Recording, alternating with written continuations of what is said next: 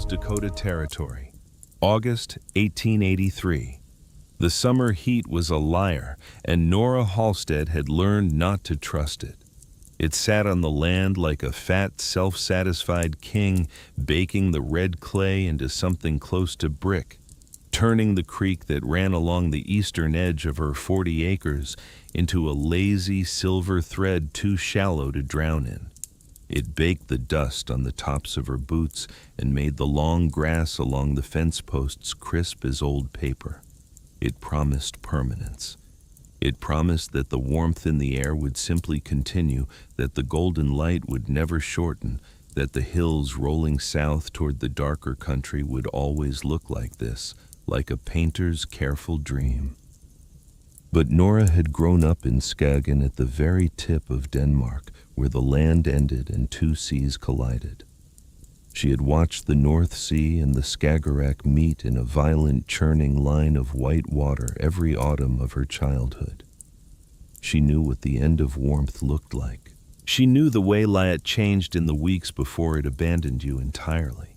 She knew that any season willing to make such grand promises was the kind of season that vanished without apology. The cold was not coming.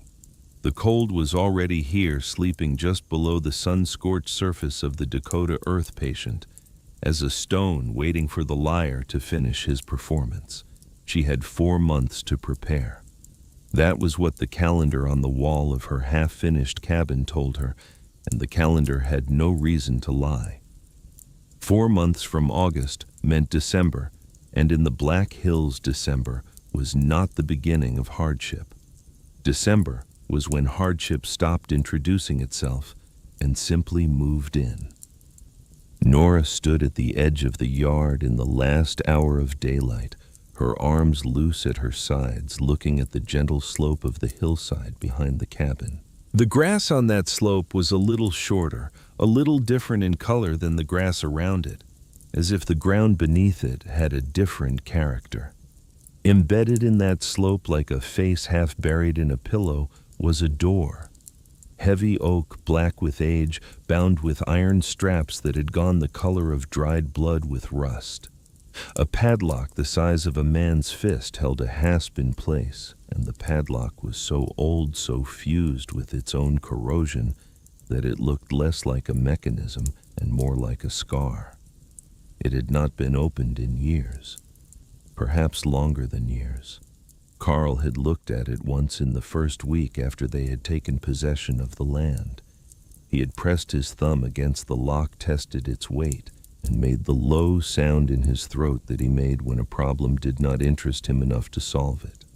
The previous owner, an old man whose name appeared only on the deed as E. Forsyth, had told the land agent only that the cellar was drafty and unsuitable. Carl had decided the way a man of wood and muscle decides things, that it was simpler to dig a new root cellar than to fix someone else's mistake. So the door had remained. Carl was gone now. He had been gone since April, taken by a collapse in the eastern shaft of the Meridian mine, where he and 11 other men had gone down into the dark at 7 in the morning, and only 3 had come back up. The sound that the company foreman had made when he came to her door, hat in hand, eyes looking at her feet rather than her face, that sound was a kind of nothing, a silence dressed up in words. "Ma'am, I'm sorry to inform you, 4 months ago." She looked at the door. Her children were inside the cabin. Stellan, 8 years old, all elbows and serious expressions, was reading by the window in the last of the light. Lily, 6, was already asleep, curled on her cot with her knees drawn up, one fist pressed against her cheek, in a gesture so completely her own that it made Nora's chest ache every time she saw it. The cabin was a poor thing. Carl had built it quickly in the way men built things when they were young and optimistic and believed they could always come back and do it better later. The chink in between the logs had already started to crumble. In the evenings, when the wind came down from the higher country, she could feel it moving through the walls, a cold breath that the stove could barely answer. The cast iron stove, their single concession to warmth, was a hungry animal. She had done the arithmetic on a piece of scrapboard, her pencil moving carefully through the numbers, and the arithmetic had told her something she did not want to know. The woodpile Carl had left would last her 6 weeks. 7 if she was disciplined to the point of cruelty. 7 weeks took her to the 1st of October. The 1st of October was the beginning of the problem, not the end of it. Buying firewood from Roland Crane's mill was the obvious solution, the one every practical person in Promise Creek would offer her if she asked. Roland Crane was the most substantial man in the valley, the man who had built nearly every structure of consequence between here and the eastern ridge. His mill supplied lumber for 100 miles in every direction.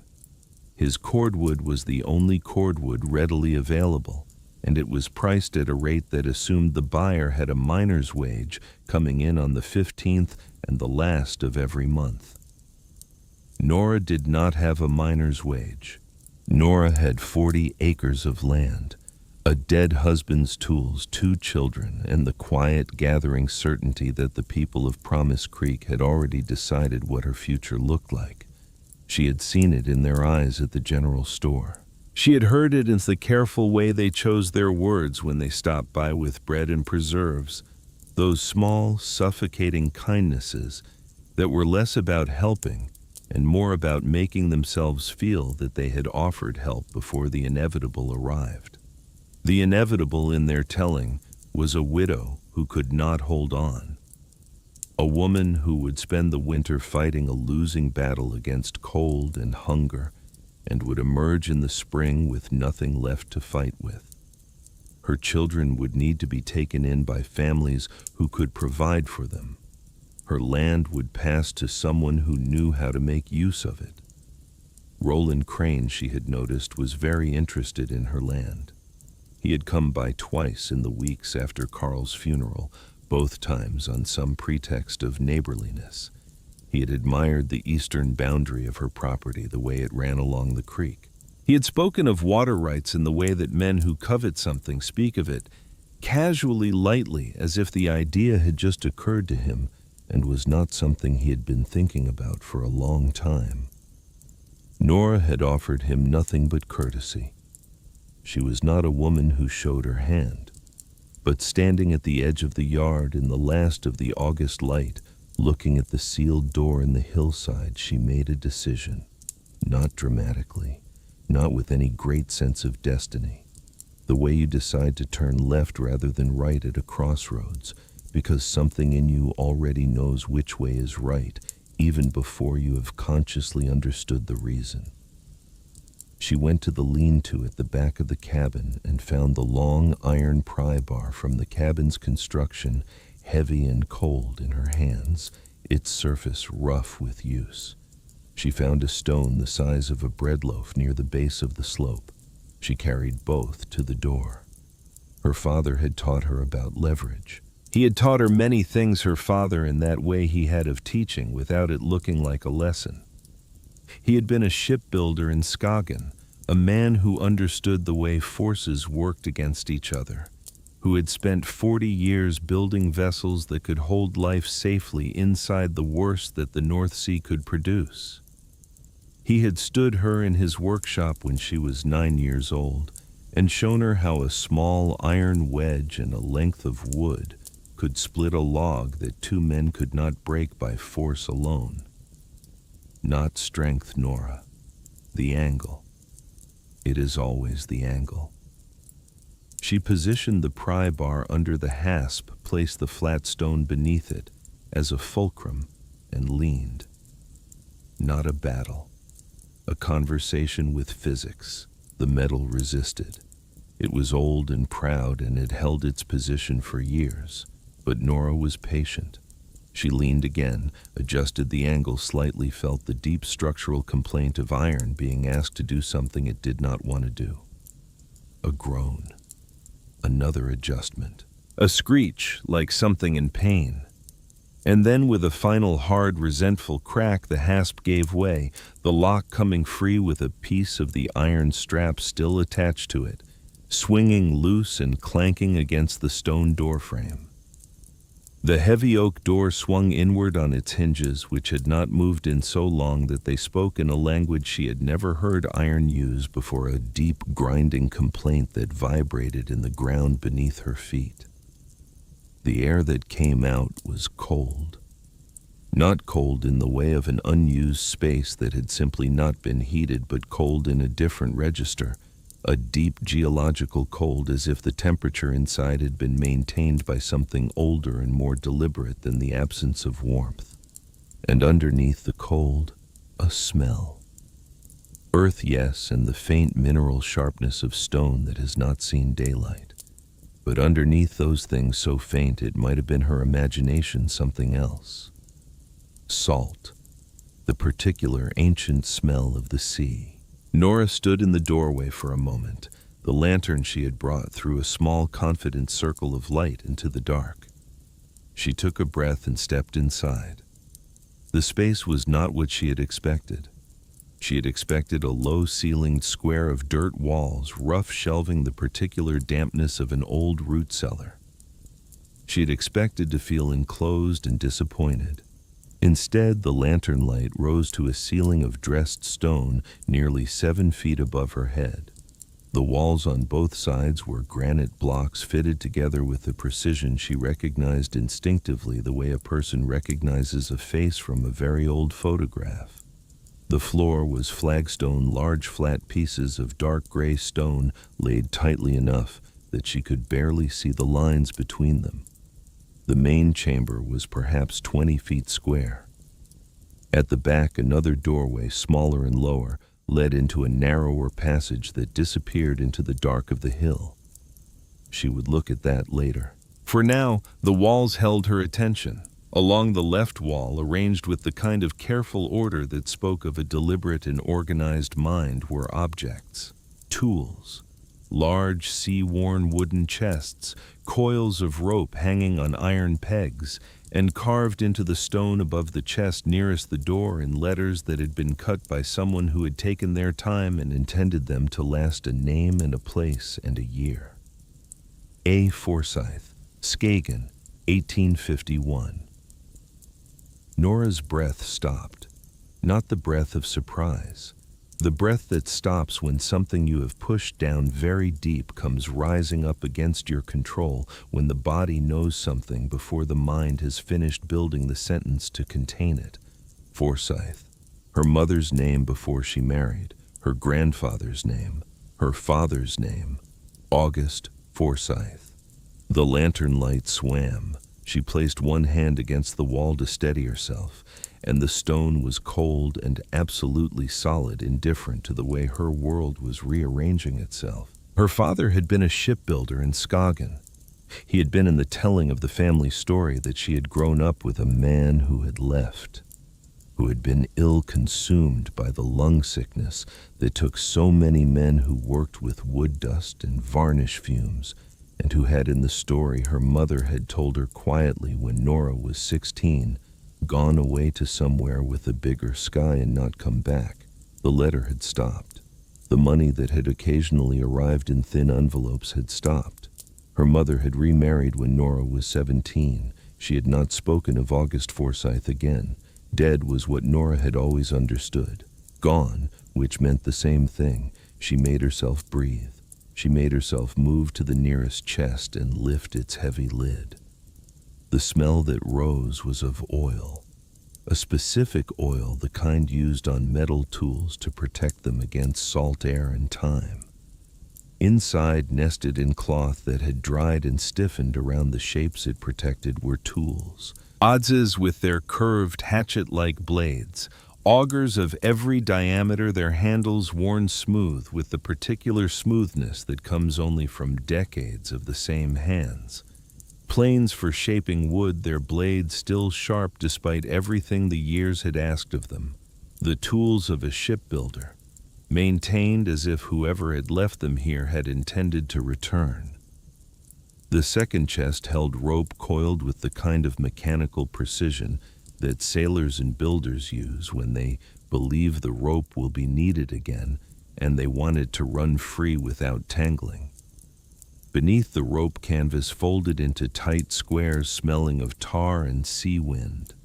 The third chest was smaller. Its lid was heavier than it looked, reinforced with iron corners and leather strapping. When Nora lifted it, she saw leather, dozens of volumes bound in thick brown leather, their spines cracked with age, their pages dense and cream-colored in the lantern light. She lifted the topmost journal and opened it to the first page. The handwriting was familiar to her in the same terrifying way the carved name on the wall had been familiar. She had never seen this handwriting in her life. She had never received a letter from this hand. And yet she recognized it. She recognized the particular way the lowercase letters were formed, the small architectural quality to the capitals, the way that Danish words and English words mixed in the same line with a naturalness that suggested a mind that lived in more than one language at once. Her own handwriting. The handwriting of a woman who had never known her father had the same angle, the same weight, the same small architectural stubbornness in the capital letters. The journals were technical. She could see that immediately, the pages dense with diagrams, with measurements, with observations and calculations in both languages. But they were not only technical. There were passages of description between the drawings. Long, careful sentences about the behavior of heat and cold, about the way wood responded to temperature and moisture, about the sea as a system, as an engine, as a problem that a thinking person could understand and work with rather than simply survive. Nora sat down on the flagstone floor, her lantern beside her, and she read. She read for an hour. She read until the lantern's oil burned low and she had to go back to the cabin for more. She read until the stars were fully out and the warmth of the August night had gone, and she could feel the stone floor's deep geological cold through her skirt. She read through the technical passages with the part of her mind that her father had given her, the part that thought in shapes and forces and angles. She read through the personal passages with the part of her that had been a 16-year-old girl in Denmark, sitting in a kitchen that no longer smelled of pine tar and sea salt, being told a story about a man who had gone away to a bigger skia. The story the journals told was different from the story she had been given. August Forsyth had not simply become ill and wandered away from his responsibilities like a man who had lost his grip. He had been, in the words of the Architectural Society of Copenhagen, whose formal letter of censure was folded and preserved in the back of the fourth journal, a practitioner of, and these were the Society's words, technically unsound and philosophically dangerous methods of construction. Specifically, he had designed and partially built in 3 separate wealthy commissions a heating system that the Society had declared both inefficient and structurally unsound. The Society had been wrong on both counts, and August Forsyth had spent years trying to prove it. The correspondence was all there, the careful, precise letters. He had sent the dismissive, authoritative letters he had received in return. The hearing at which he had been denied the right to present his evidence. The second hearing, the refusal of the third. And then the decision. The decision that was not a retreat and was not a defeat, but was something more complicated. He had sold his workshop. He had liquidated his tools, keeping only those in the chest. He had crossed the Atlantic on a cargo vessel working his passage, and he had come west through cities whose names he recorded briefly and without sentiment. And he had found this valley, this particular hillside, this particular slope of granite-laced earth. And he had built. The journals from 1868 through 1871 were almost entirely technical. The record of a man building something alone in complete silence with no audience and no approval required. The cellar, the passages, the flue channels he dug into the hill, The firebox he constructed from granite blocks he quarried himself from the hillside above. The hypocaust, which was what the Romans had called the underfloor heating systems they built in their villas across the known world, the system of channels that ran beneath the floor through which heated air would move and warm the stone above it, so that the floor itself became a radiator, slow and steady and constant as the earth. August. Forsyth had not invented the hypocaust. He had studied it in the same way he had studied everything with total attention and without the limitations of fashionable opinion. And then he had combined it with something that 2,000 years of Roman engineers had not had access to: the principles of naval architecture. The understanding of thermal mass and heat transfer that a shipbuilder develops over decades of keeping human beings alive inside thin wooden shells in the middle of the coldest water on Earth. Make the smoke pay rent before it is evicted, he had written. Make the very ground you walk upon your hearth. Nora read that line 3 times. In the last journal, the entries became shorter. The handwriting remained precise, but the sentences simplified. He had developed the lung sickness. He was still working when his breathing allowed it. He described the view from the slope above the cellar, the way the hills folded south into the dark country, the way the sky was bigger here than any sky he had ever lived under.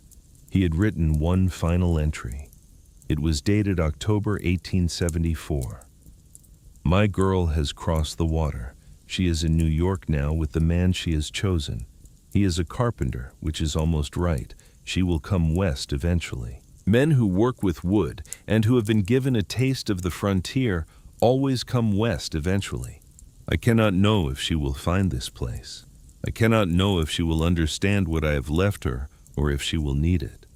But I built this the way I built every ship, to last and to hold life safely inside it in the worst conditions the world can produce. I have spent 40 years in an argument with the cold. I believe this is my finest answer. The earth does not lie. If she comes, she will understand. He had known she was in America. He had known, and he had not reached out, and she understood that too without being able to entirely forgive it. He had been a man who communicated in stone and diagrams in the precise language of structures. The language of fathers talking to daughters in ordinary ways was a language he perhaps did not speak. But he had built her something. He had built it the way he built ships to last and to hold life, and he had left it here in the earth for her to find when she needed it. Carl, she realized with a cold, quiet shock, had bought this land from August's estate without knowing. The land agent had handled the transaction after August died some months after that final entry. Carl had found the listing, had paid the price, had signed the papers, had written to her in New York with the news that they were going west, that they had 40 acres in the Dakota Territory, that the future was waiting. He had never known the name of the previous owner. It had not seemed to matter. It had mattered. Everything, it turned out, had mattered. Nora sat in the underground room that her father had built, surrounded by his tools and his journals and the smell of deep earth, and she looked at the flagstone floor beneath her. She looked at the slight irregularity in the stone at one end where August had constructed the firebox and the beginnings of the flue system. She looked at the walls, their careful stonework, and she thought about what he had written. She had 6 weeks of firewood, a cabin that leaked wind, 2 children who were going to need warmth that she could not provide by conventional means because the conventional means were going to run out before the winter did. And beneath her feet in the earth was the answer. She went back to the cabin. She checked on Stellan, still asleep, now his book closed on the pillow beside him. She checked on Lily, still curled the same way, fist against her cheek. She sat at the table and looked at the wall for a long time, the way she looked at difficult problems without blinking, without hurrying, letting the forces arrange themselves. Then she picked up a pencil and began to draw. The work started the next morning. She did not tell anyone her full intention. When Mrs. Beaumont from the farm to the north came by with a loaf and her particular brand of gentle, suffocating concern, Nora said only that she was fixing up the old cellar for winter storage. Mrs. Beaumont nodded and looked at the children and looked at the cabin and did not say what she was thinking, but her face said it clearly enough.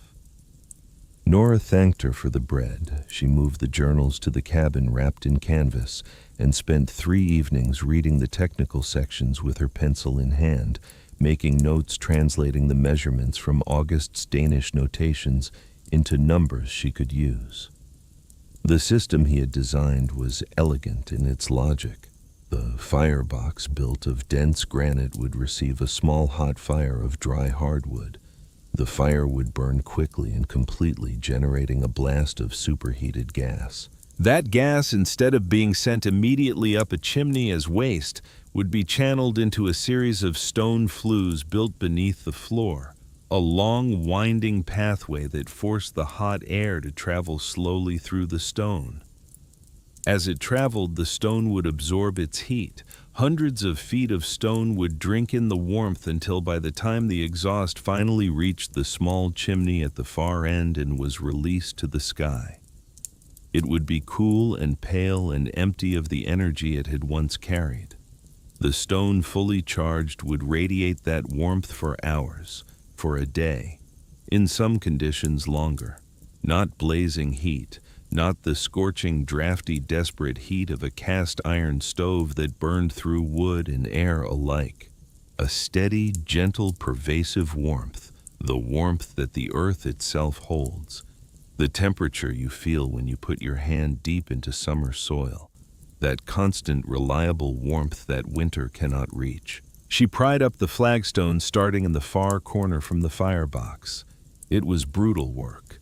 The stones were heavy and had been mortared in place, and breaking that mortar required the pry bar and her full weight and a great deal of patience. Stellan helped his small hands useful for clearing the debris. She broke loose his face, grave with the seriousness of being trusted with something real. Lily carried dirt out in a small bucket one trip at a time, solemnly and repeatedly, until she began to sing to herself during the trips a small, tuneless song of her own invention. The earth beneath the flagstones was dense, rocky. Every foot of progress required negotiating with stones that had no intention of moving. Nora's hands blistered and the blisters broke and her palms hardened into something new. Her back spoke to her in a language of steady, escalating complaint that she acknowledged and then declined to act upon. She was not digging a grave. She was digging the opposite of a grave. She was digging warmth. She found clay by the creek bed, good red clay with the right combination of plasticity and grit. And she spent 2 full days hauling it in a wooden barrow, mixing it with sand and water in a trough she made from an old pine plank, bent into shape and spiked at the corners. The mortar she needed had to be true. Any gap in the flue channels would be a defeat. Every joint had to be sealed with the same philosophy her father had applied to the seams of his ships. The sea does not forgive imprecision, he had written, neither does cold. She was 3 weeks into the work, her network of trenches more than half complete, the first sections of stone-lined channel already laid, when Roland Crane rode up to the property on a gray morning that smelled of the first distant cold. He came, he said, to see if she needed help bracing the cabin for winter. He was a large man, Roland Crane, well-built and confident in the way of men who have been right about most things for most of their lives. He had a broad, sun-weathered face and the kind of eyes that were always slightly ahead of whatever he was saying, already calculating the next thing. He had been kind to her at Carl's funeral, in the efficient, formal way of a man who believes that kindness in the right moments costs him nothing and earns him something. He followed her to the cellar without being invited. He stood in the doorway for a long moment, his eyes moving across the network of trenches she had cut into the earth, the stone-lined channels, the half-built firebox in the corner, the piles of cut granite waiting to be fitted into the flue system. His expression did not change immediately. It processed.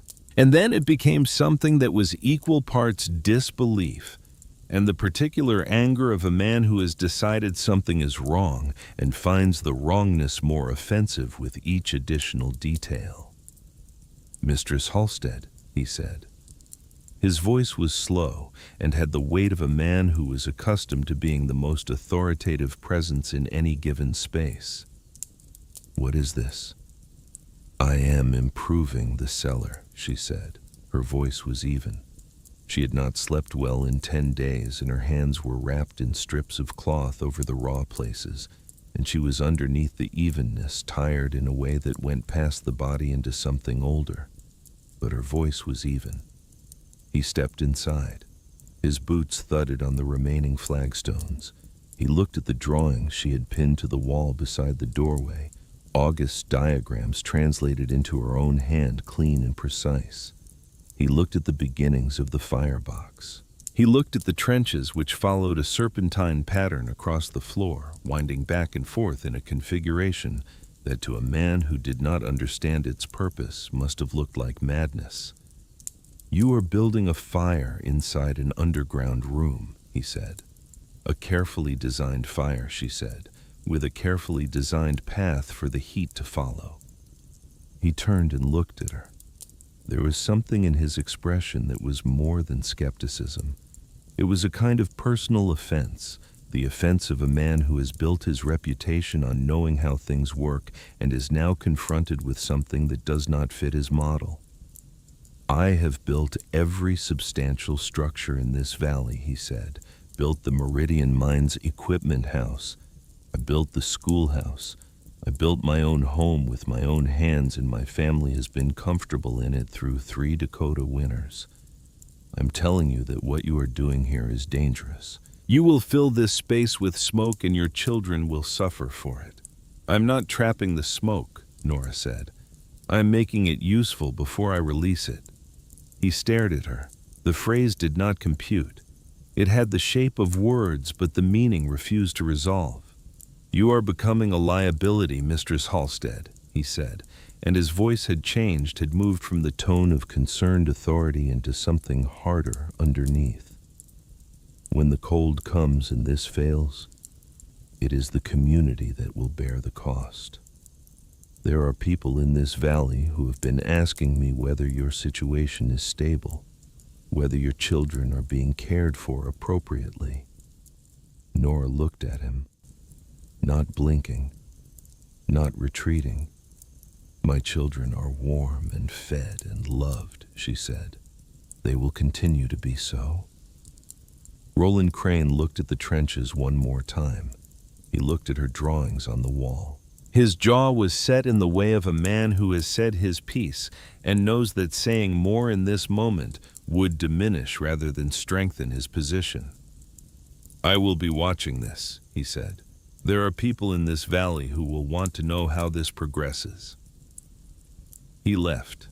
She heard his horse move away down the slope at a walk unhurried, which was somehow worse than if he had ridden fast. Nora stood in the cellar and breathed. The cool, deep earth air moved faintly around her, carrying that ghost of salt that inherited trace of the sea. She placed one hand on the wall of the firebox she had built, the granite blocks fitted together with the tightness she had checked and rechecked, every joint mortared and smooth. Her father had been expelled from a country for this. He had crossed an ocean and built it alone in the dark of a Dakota hillside for no audience and no recognition, because the idea was right and the cold was real, and he was a man who could not build a wrong thing and call it good. He had done all of that, and then he had died in the hills above this valley alone, and he had been entirely at peace with his choices. She was her father's daughter. She went back to work. The story of Nora Halstead's folly, as Promise Creek had taken to calling it, spread in the way that news of catastrophe always spreads in small communities. It moved from house to house with the velocity of something people were relieved to feel concerned about, because concern for someone else's disaster is a comfortable position to occupy. The women who had brought bread now brought it with their eyes already doing the particular arithmetic of a community preparing to absorb a loss. The men talked about her in the way they talked about a mine shaft that was known to be unstable, not cruel but final. She was the widow digging her own grave in the hillside. She was the Danish woman who had lost her reason along with her husband. She was in Roland Crane's particular and influential framing of it, a situation that the responsible members of the community could not afford to simply watch without taking appropriate steps. Nora heard the whispers the way you hear distant weather, real and worth noting, but not something to let redirect you. What she could not ignore was the letter. It arrived on a Tuesday in the third week of October, delivered by the county clerk's office along with the ordinary post. It was not long. It was written in the flat functional language of administrative authority which carries more threat per word than any other human dialect. It informed her that a petition had been submitted to the Board of Oaks County regarding the living conditions and welfare of the minor children, Stellan and Lily Halstead, residing on property in Promise Creek, Dakota Territory. It informed her that a representative of the board would attend a formal inspection of the property on the 4th of November. It informed her that should the inspection raise concerns regarding the adequacy of shelter heating or food provisions, the board retained the authority to place the children in temporary guardianship pending a hearing. The 4th of November was 19 days away. Her flue system was 60% complete. The firebox was done. 12 of the 28 sections of channel still needed their stone lining and mortar. The chimney did not yet exist. Nora read the letter twice. She folded it along its original crease and set it on the table beside August's journals. She looked at the window at the pale October sky above the northern ridge, and she looked at the folded letter, and she looked at Stellan, who was watching her from across the room with his serious 8-year-old face, reading her the way children of struggling parents learn to read everything. "Everything is fine," she said. He did not entirely believe her. He was her son after all. She put on her coat and went back to the cellar. 19 days. The cold that had been sleeping beneath the summer's lies was beginning to stir. She could feel it in the clay she hauled from the creek, the way it had gone from pliable to stiff, the water in it losing its willingness. She could feel it in the air in the early mornings, that particular quality of cold that is not yet severe but is practicing its technique, reminding you of what it is capable of. Every shovelful of earth she moved felt like a declaration. Every stone she fitted into the channel lining felt like a sentence in a conversation she was having with no one but the hill and the cold and the ghost of a father who had believed from the beginning that she would find this place and understand it. She was not building a grave. She was building a harbor. The work continued. Her hands were no longer the hands of a woman who had once stood in a Copenhagen church on a June morning and married a man with hope in her chest and a whole future laid out before her like a road without bends.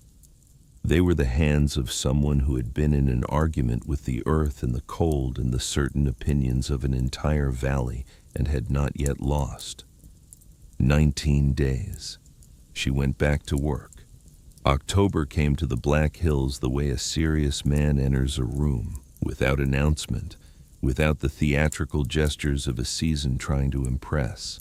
It simply arrived, and when it did, the light changed first. The long golden light of August and September, that generous, unhurried light that had made even the hardest work feel possible, pulled back from the land as if reconsidering its commitment. What replaced it was cleaner and colder. A white light that showed you everything without warmth, the way honesty sometimes does. The creek shrank further. The grass along the fence posts went from crisp to brittle to the pale, exhausted color of old straw. The mornings arrived with a thin skim of frost on the water barrel beside the cabin. Nothing serious. Nothing that would stay past 8 in the morning, but a reminder. A tap on the shoulder from something patient and enormous. Nora felt none of this as weather. She felt it as arithmetic. Every degree of temperature that dropped from the ambient air was a number added to the column of urgency. Every morning that arrived a little colder than the one before, it was the clock moving forward. 19 days had become 15. 15 had become 11. The mathematics of survival are not forgiving of sentiment, and Nora had no sentiment to spare. She worked from first light until the light failed entirely. The flue channels were the most demanding part of what remained. Each section had to be laid with flat stones selected for their width and consistency stones that would create an even channel without gaps or irregularities that might disrupt the flow of hot gas through the system. The stones she needed were not always easy to find. She had learned to read the hillside above the cellar the way her father had read the grain of timber, looking for the right texture, the right weight, the right flat face that would sit flush against its neighbors. She would sometimes spend 20 minutes selecting a single stone from the hillside, carrying it down, fitting it in place, only to find that one edge sat proud by a fraction of an inch, which would mean a gap in the channel, which would mean failure. She would carry it back and find another. Her hands had stopped hurting in the way that hands stop hurting when they have been pushed far enough past their limits that the nerves simply accept the new reality and go quiet. The cloth wrapping she kept on her palms was more habit than medical necessity now.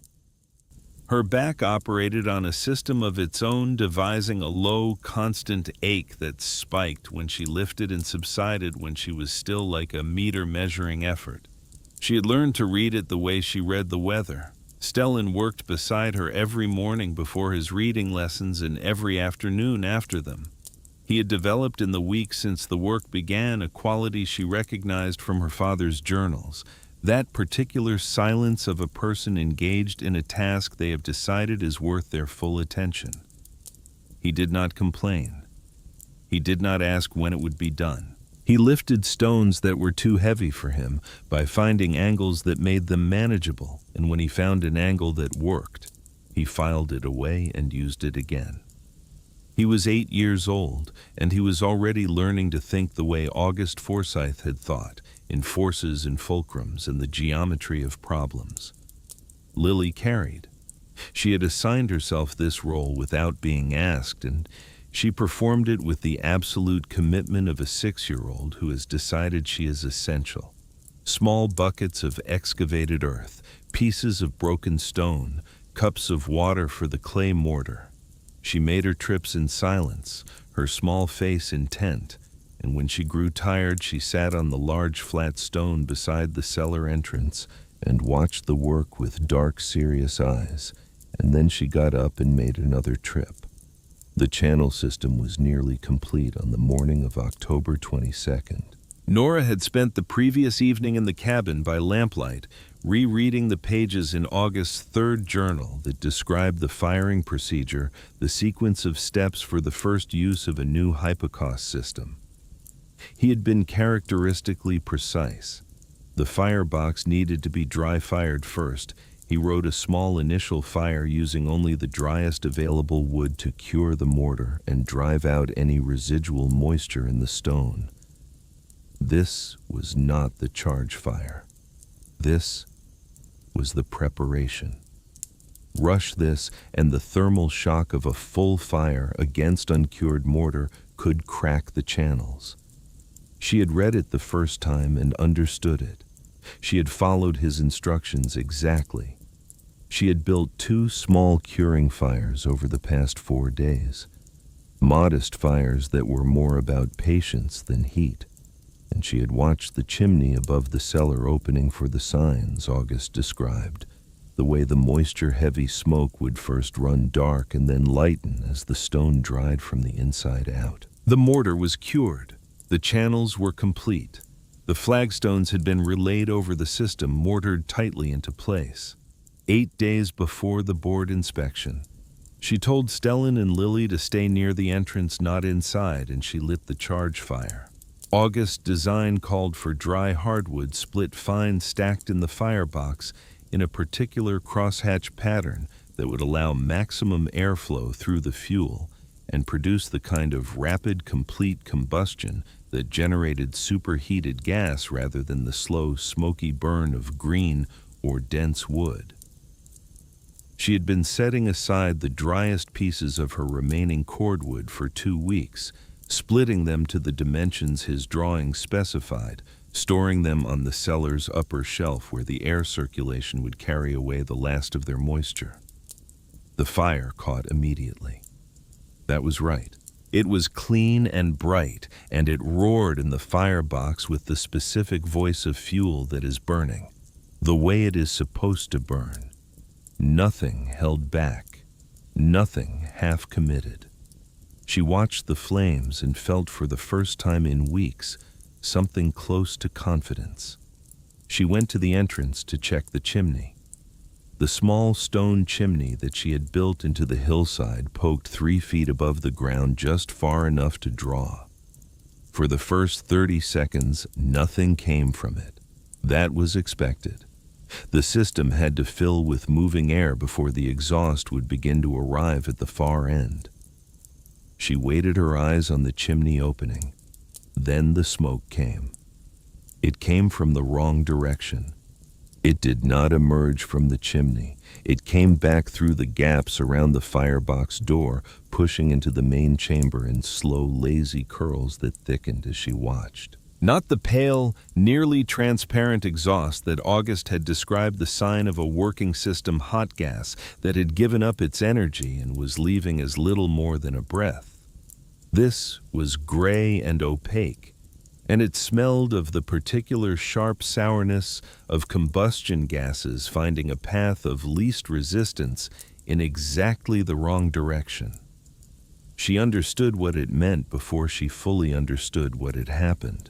Something in the channel system was blocked or gapped or had shifted in a way that created a pressure differential that the gas found more attractive than the long path to the chimney.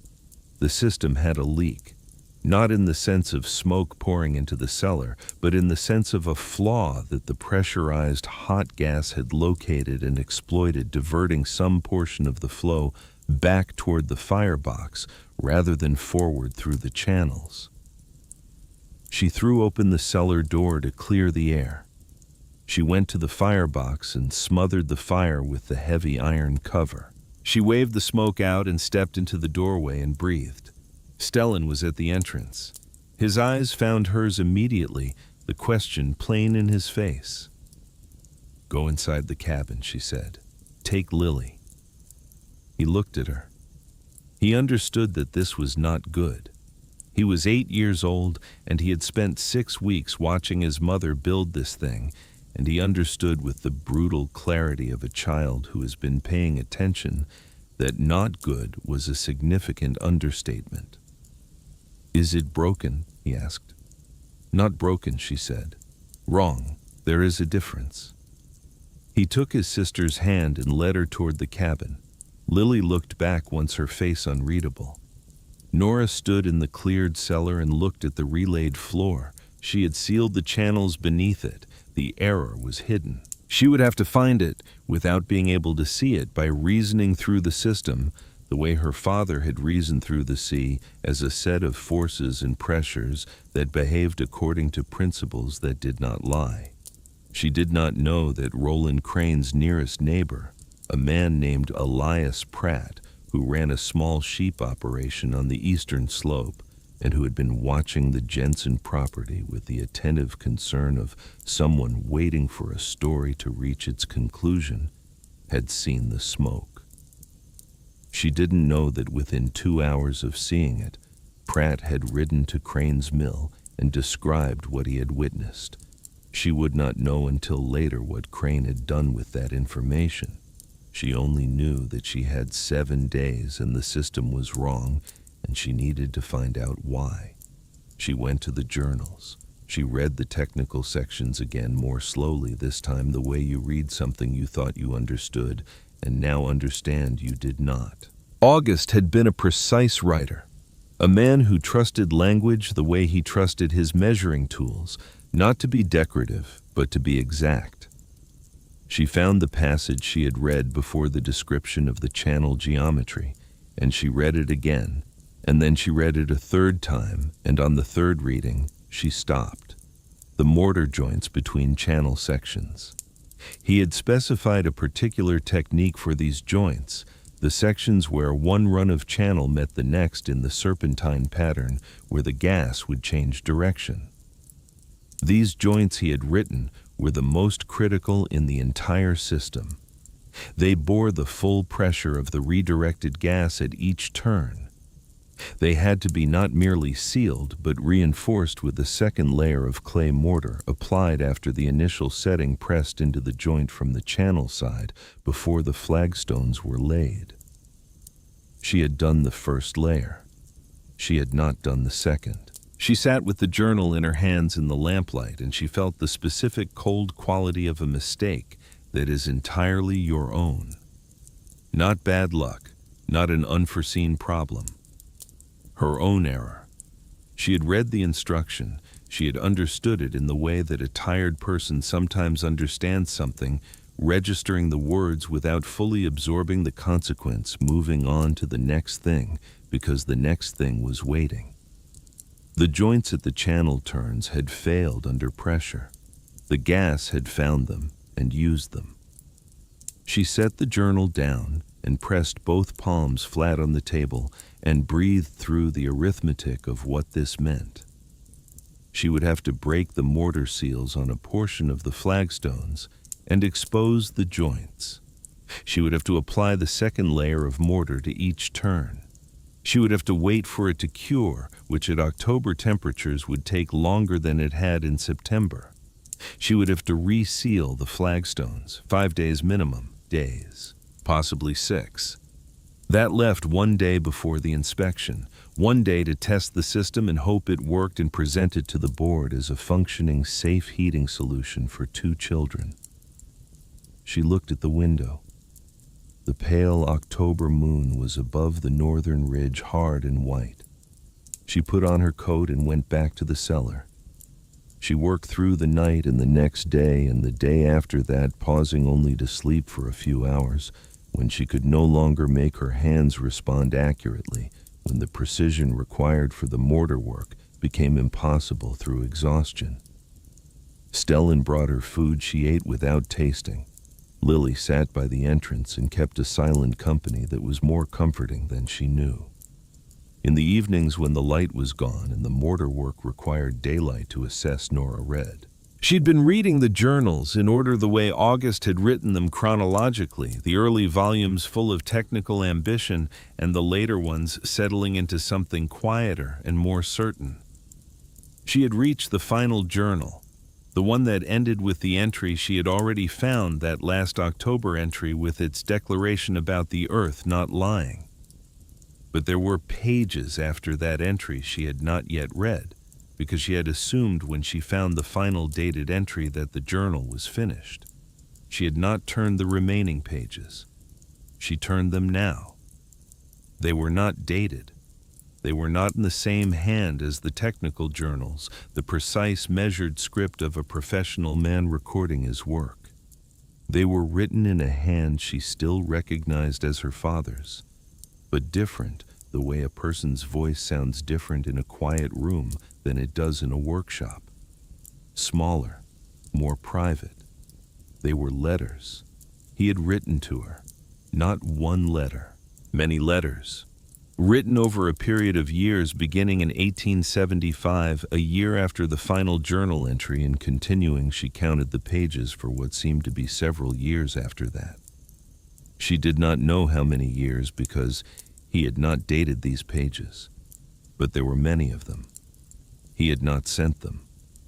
She sat on the flagstone floor in the lamplight, and she read letters that had been written to her and not sent, words her father had put on paper and folded into the back of a journal and left in a chest in a sealed cellar in the Dakota hills, on the chance that she would find them someday, after he was no longer in the world.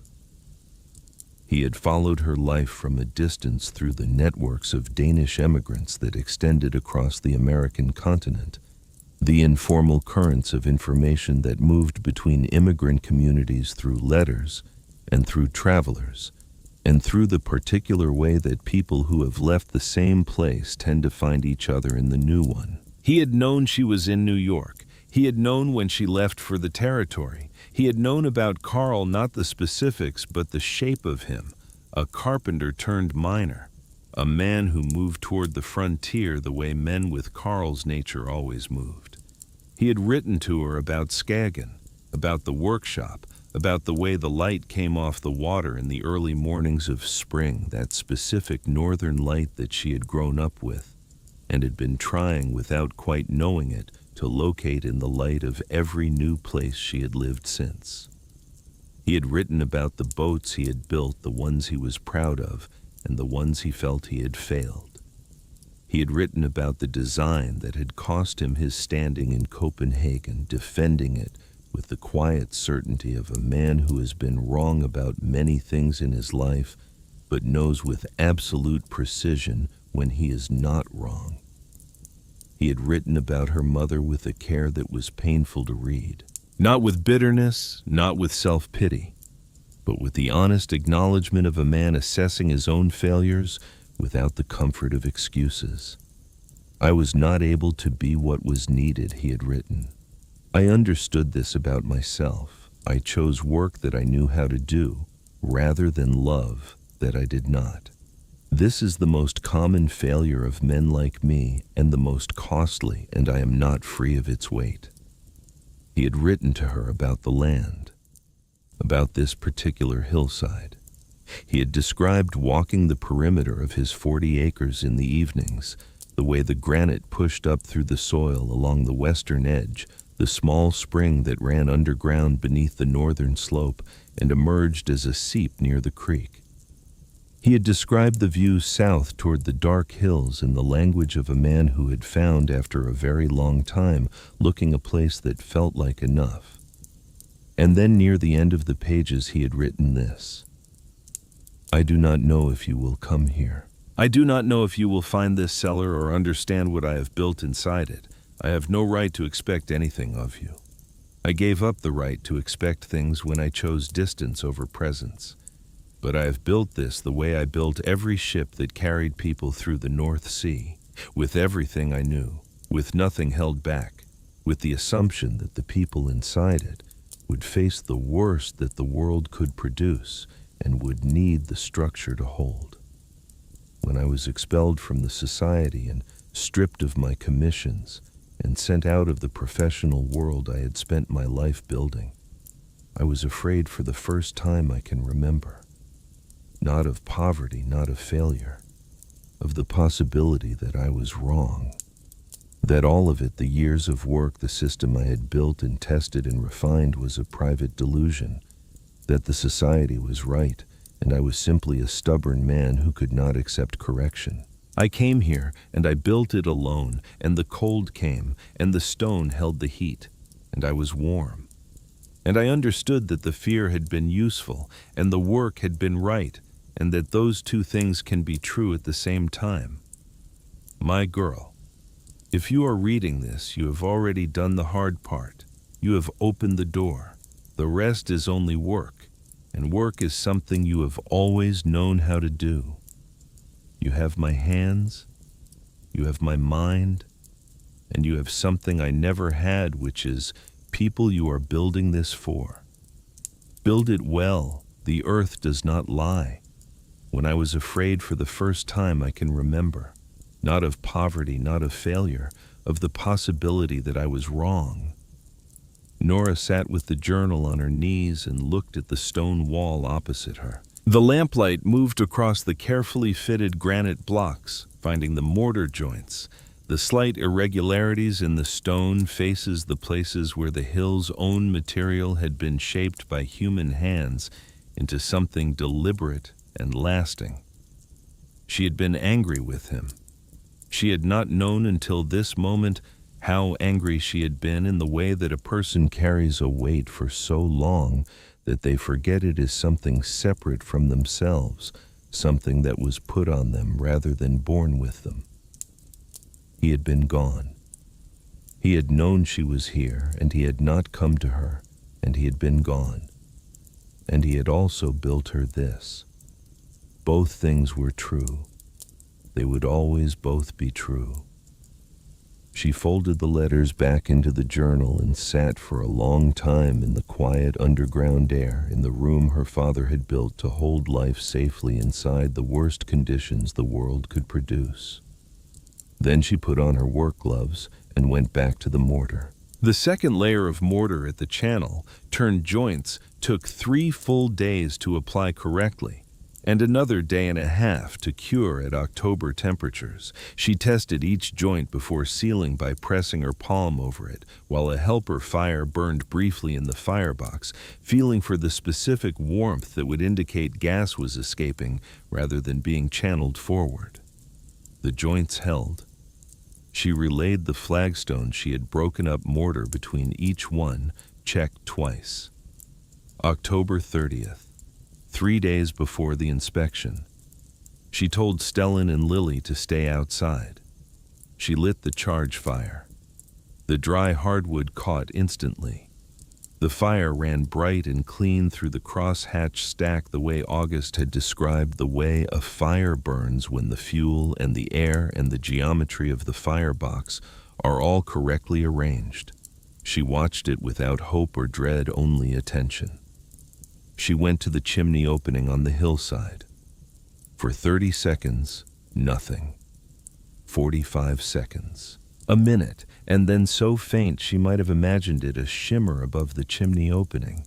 Not smoke, not the gray opaque exhaust of a failed system, just a slight distortion in the cold air, the kind of visual blur that heat makes when it is nearly spent, when it has given up most of what it had to offer, and is releasing what little remains.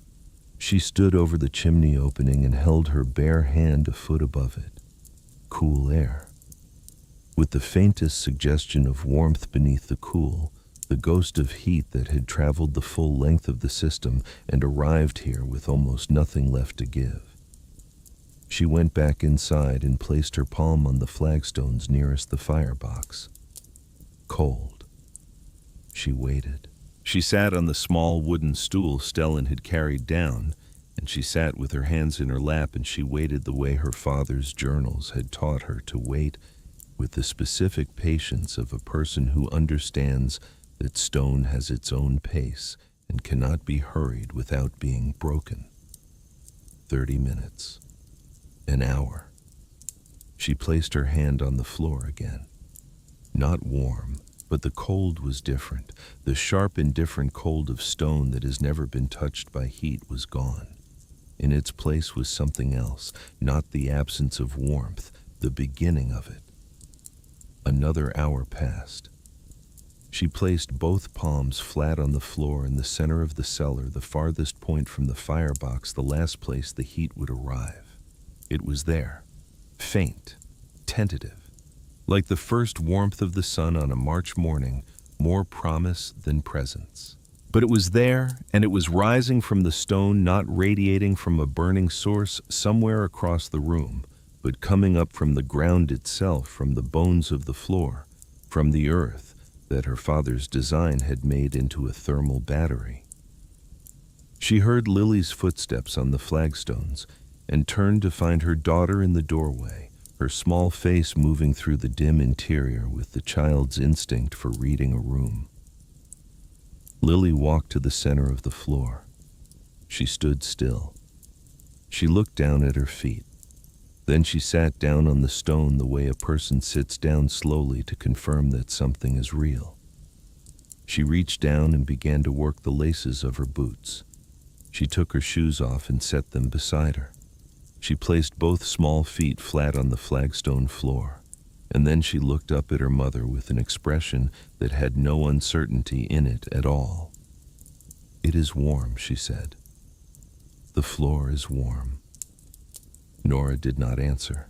She pressed her palm to the stone and felt the warmth that her father had understood and been expelled for understanding and had come to the edge of the world to prove, rising through 60 feet of engineered stone channel stored in the thermal mass of the earth itself, released now slowly and evenly and completely into the air of the space above it.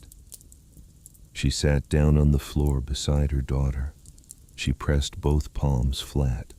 She felt the stone, the memory of the fire it had absorbed and was now giving back in the patient, unhurried language of the earth. She did not weep. She had done her weeping already in other moments over other discoveries. What she felt now was different. It was the specific feeling of something that has been right for a long time being recognized as right, finally by the world it was built for. The floor was warm. They were going to be all right. The board inspection arrived on the 4th of November. 2 men. One was the county clerk, a thin man in a city coat whose shoes were wrong for the terrain and who kept looking at his pocket watch as if he had somewhere more important to be.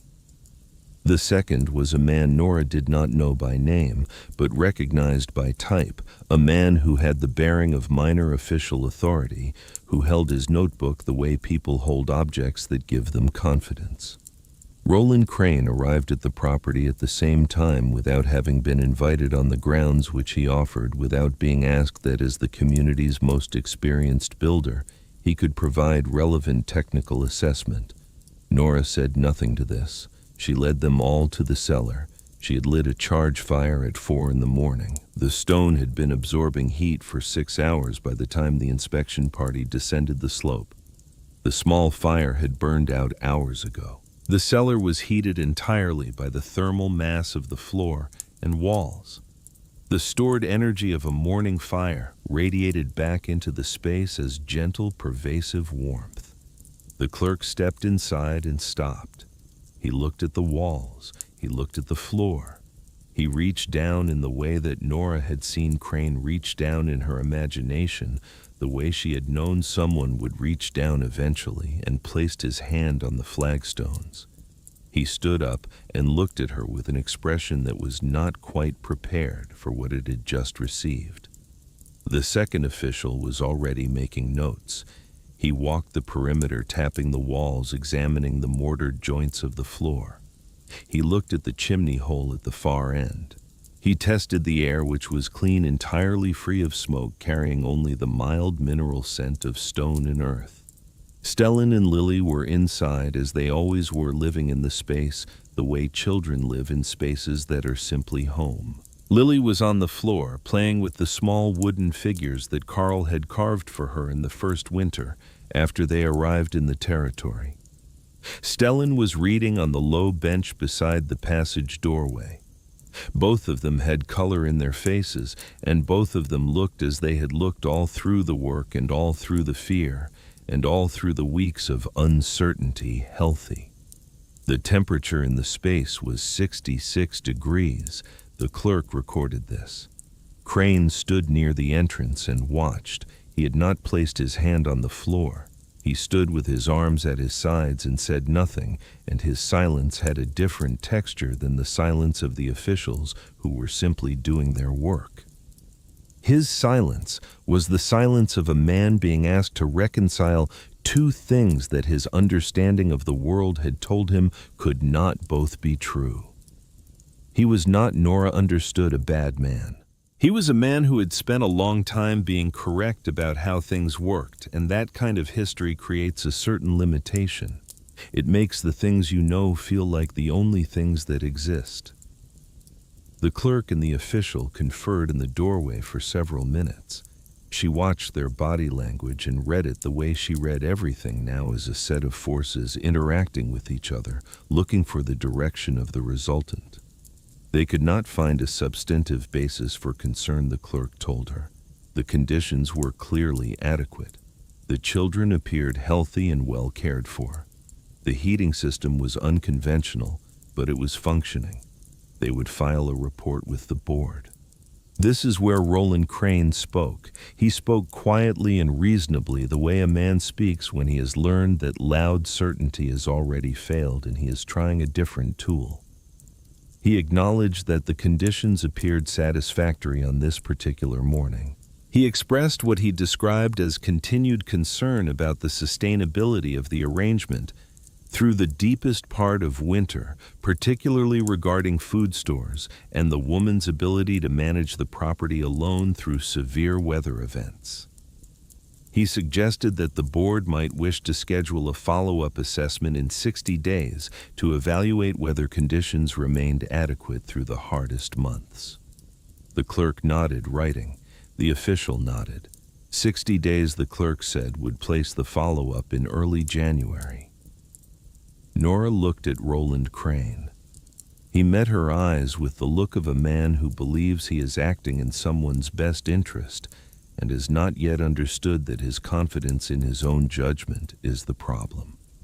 The board would reserve the right to reassess in January, the clerk told her.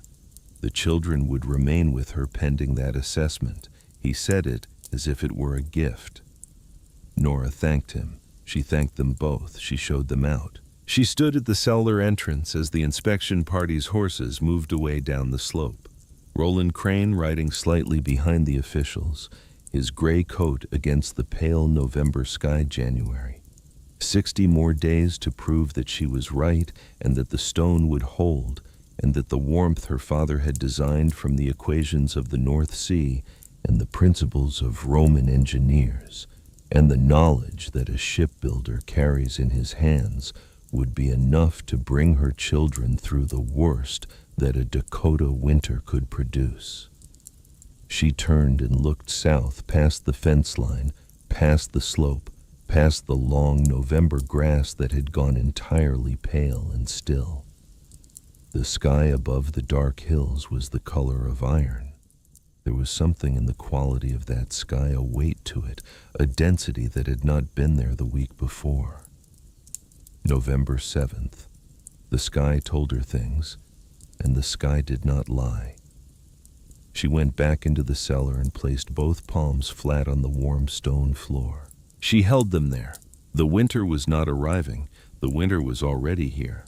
It had been waiting beneath the summer's lies, the whole time patient and cold and absolutely certain, the way something is certain when it has all the time in the world. But the stone was warm. The stone remembered the fire.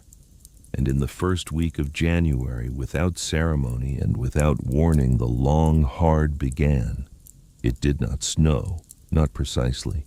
What fell from the iron sky was something between snow and ice, a substance that had all the weight of ice and all the reach of snow, that drove horizontally into anything that stood in its path and packed itself into every gap and crevice and crack with the thoroughness of water finding its level. The temperature dropped on the first night of the storm to 20 below zero, and then kept dropping past 25 past 30, past the point on the thermometer that the thermometer's maker had apparently not expected to be used, because the markings became difficult to read against the glass in the shaking lamplight.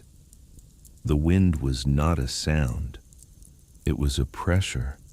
It pressed against the walls of every structure in Promise Creek with the intention of a thing that does not intend to stop. Nora laid her morning fire in the firebox, a small armload of dry hardwood. It burned for 45 minutes and was gone. The stone drank it in. The temperature in the cellar held at 63 degrees. The floor was warm. The children slept soundly, their breathing, even their faces, at peace. 60 feet away in the cabins of Promise Creek, the long hard had begun in earnest. And in the finest house in the valley, the house that Roland Crane had built with his own hands over 3 careful years, a boy named Daniel had started to cough. The long hard was not a storm in the way that Promise Creek had known storms before. It was not an event with a beginning and a middle and an end, the kind of weather that arrives with violence and exhausts itself and moves on, leaving a world that is temporarily difficult but fundamentally the same world it was before. The long hard was a condition. It was the assertion of a fundamental truth about the Dakota Territory that the other 3 seasons spent their entire existence obscuring the truth that this land was at its core a cold place, and that everything living on its surface existed at the tolerance of that cold, and that tolerance was not permanent. The temperature on the second morning of January was 38 degrees below zero. By the 4th morning, it had not moved. The sky was the color of a bruise that does not fade that deep internal purple gray of something wrong beneath the surface. The wind drove across the open country from the northwest with the consistency of a river current, not gusting, not surging, simply moving a continuous transfer of cold air from somewhere impossibly far away and impossibly cold, pouring itself across the hills and the valleys and the frozen creek beds without any apparent intention of stopping. Sound changed in that cold. Voices carried differently. Wood, when it contracted in the night, made sounds like rifle shots. The snow, which was not truly snow, but that dense pelting combination of ice crystals and driven powder, did not fall so much as it moved laterally, filling the space between any 2 fixed objects with an efficiency that seemed almost deliberate. The drifts built against the north faces of every structure in the valley, rising to the eaves of some buildings within the first 48 hours, and then continuing upward, building on themselves until the landscape became a terrain of white formations that bore no relationship to the geography that had existed before the storm. In those first days, Nora established the rhythm that would carry them through. She woke before first light, which in January came at an hour that felt less like morning and more like a grudging acknowledgement that darkness could not be entirely permanent. She dressed in every layer she owned and braced the cellar door open against the wind long enough to retrieve an armload of hardwood from the covered stack she had built against the outside of the hill in October. A stack protected from the snow by a roof of pine boards she had laid at an angle above it, slanted to shed accumulation. The cold at the cellar entrance was a physical force, not a temperature, something that pressed against her exposed face with an intent that felt personal. Inside, she lit the morning fire. The firebox received its dry wood and burned with the quick, complete intensity that August's design required, a fire that was all commitment and no hesitation, that consumed its fuel in 40 minutes and surrendered the heat entirely to the stone. She watched it burn, and then she sealed the firebox door and went back to her children. Stellan was already awake, reading by the lamp, his back against the warm wall. Lily slept on her side on the low cot, the fist against her cheek, the slow, steady breathing of a child who has no reason to be afraid. The temperature in the cellar held at 64 degrees. Outside, a mile south of the Halstead property, in the finest house in the valley of Promise Creek, Roland Crane was losing his war. He had built that house to last. He had built it the way he built everything, with the best available materials and the most solid joinery his skills could produce, with walls thick enough to stop an honest wind and a chimney of proper height to draw efficiently. He had stacked 4 cords of hardwood against the north wall of the house before October and had thought himself well provisioned. He had been right for ordinary winters. The long hard was not an ordinary winter. His cast-iron stove burned with the desperate intensity of something fighting for its life. He fed it constantly, the way you feed a fire when you are afraid of what happens if you stop, and it took everything he gave it and asked for more.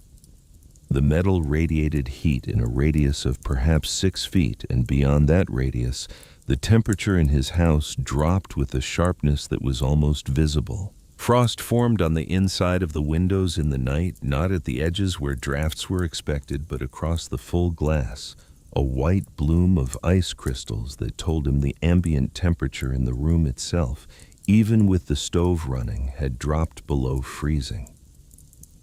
He moved the family to the main room and kept the stove fed through the night, he and his wife Margaret taking turns in shifts, one sleeping while the other watched the fire. They burned through their first cord in the initial 6 days of the storm, a rate that when he calculated it produced a number he did not share with Margaret. On the 8th day of the long hard, Daniel began to cough. It started as the kind of cough that winter produces in children as a matter of course, a dry, irritated sound that spoke of cold air and indoor confinement. Crane told himself it was nothing. He told himself the way a man tells himself things he suspects are false, with a conviction that is precisely proportional to his fear that they are.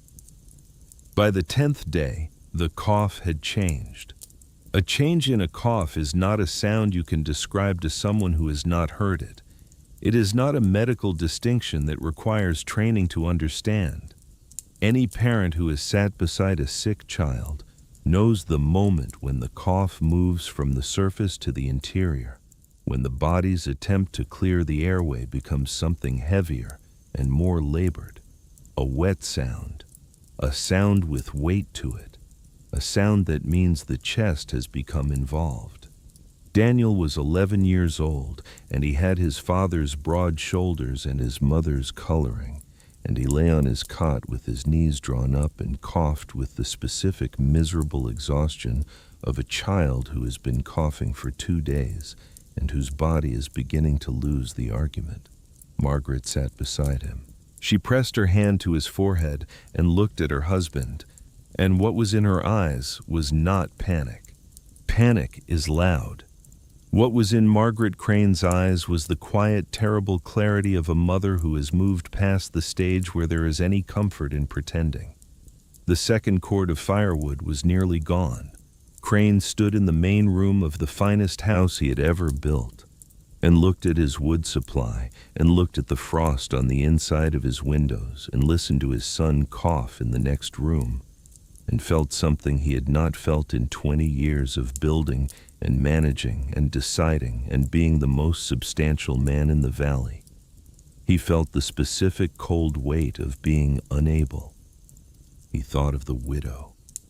He had been trying not to think of her. For 10 days he had been managing the logistics of his family's survival and monitoring his wood supply and reassuring Margaret and telling himself that the situation was under control. And in the spaces between those activities, the thought of Nora Halstead in her stone cellar had been there, patient and persistent and deeply unwelcome. He had seen the inspection. He had seen the floor. He had placed his hand on that stone and felt the warmth, and he had stood in the doorway and watched the 2 officials make their notes, and he had offered his measured, reasonable concern about the follow-up in January.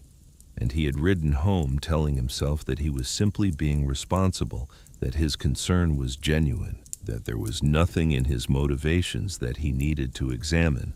He had not examined them. Now, on the 11th day of the long hard, with his son coughing in the next room, and his firewood almost gone, and the temperature outside a number that the thermometer barely had vocabulary for, he examined them. He had seen the land along her eastern boundary. He had thought about the creek access. He had thought more than once about the cost of water rights in a valley where water was the ultimate constraint on growth. He had submitted the petition to the county board and told himself it was concern for the children, genuine concern.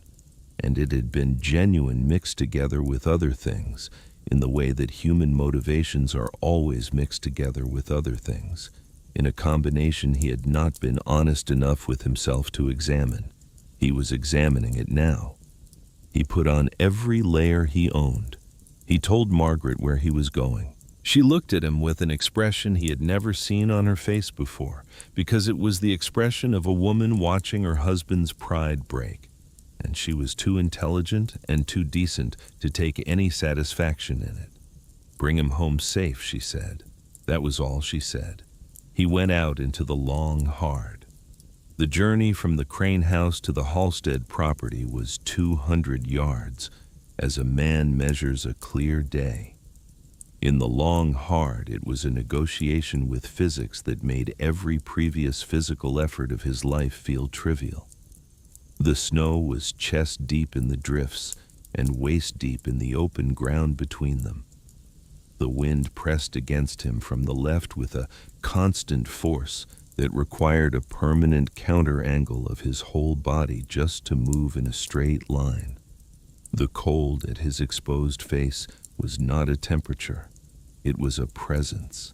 It was the cold as an active agent finding the gap between his scarf and his hat brim, finding the place where his coat collar did not quite seal, working into those gaps with the efficiency of something that has done this before and knows where the boundaries are. He moved forward.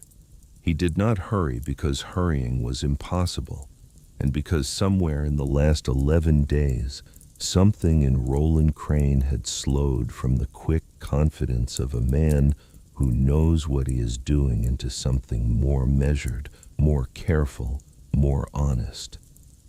He stopped once to breathe. He looked back at his house, which was already partially obscured by driven snow, and forward at the Halstead property, where a small stone chimney poked 3 feet above a white drift and released into the screaming air a shimmer so faint it was barely visible. Not smoke, just heat, just the last cool breath of something that had already given everything it had. He reached the cellar door. His hand found it through the snow, by the feel of the iron strap cold even through his glove. He knocked. His knuckles were barely functional, and the knock was not loud, but the door was heavy and the cellar was quiet, and she heard it. The door opened. The warmth came at him like a hand placed gently against his chest. Not heat, not the scorching, drafty, uneven blast of heat that radiated from a cast iron stove in the same instant that it pulled cold air through the walls to replace what it was consuming. This was something else. This was warmth that came from everywhere and nowhere particular, that existed in the air of the space the way warmth exists in the earth at the end of a long summer, deep and stored, and even without source or edge. Nora stood in the doorway. She looked at him. She looked at the state of him, the ice at his eyebrows and scarf, the way his body had the particular stiffness of a man who has been cold for a long time and has been running on determination alone. She looked at his face. His face told her everything. She had been reading faces for 40 months in the Dakota Territory, reading the faces of people who pitied her, and people who doubted her, and people who had already written the ending of her story without asking her opinion of it. She was very good at faces now. Roland Crane's face was not the face of the most substantial man in the valley. It was the face of a father. He opened his mouth. He was going to say something. She could see him organizing language, reaching for the sentence that would convey what he needed to convey without costing him more than he could afford to pay. He was still, even now, trying to find a way to say the necessary thing with some efficiency of dignity. She watched him try. The sentence did not come. What came instead was a single word. One syllable stripped of everything that was not the core of what he needed. The last word left standing when every other word had been taken by the wind and the cold and 11 days of watching his son get worse. Please. Nora stepped back from the doorway. Come inside, she said. She did not ask him to explain. She did not make him perform the full accounting of how he had arrived at this door after everything he had said and done. She had not built this space, after all, for the people who already believed. She had built it because the cold was real, and the need was real, and the principles her father had given her were true regardless of who accepted them and who did not. There was something else, too. something she had understood in those long evenings reading her father's letters to a daughter he had never sent them to about the cost of pride and the weight of distance, about how much a person could carry before the load required them to set something down. Crane had set something down at the door. She had seen it leave his face. She told him about Daniel before he had to find the words for it. She told him she could see that his son was sick, that he needed to bring the boy here, that he needed to bring Margaret here. He looked at her. He looked at the warm room at Stellan, reading at the wall, at Lily asleep on her cot. He looked at the flagstone floor, and then he bent down the way a large man bends when his body is not quite trusting the thing his eyes are telling him, and he placed his bare palm flat on the stone. He held it there. The warmth rose into his hand, steady and pervasive and absolutely real. The warmth his wife's house had been unable to hold for 11 days. The warmth his stove had been burning through 2 cords of hardwood to approximate and had not approximated.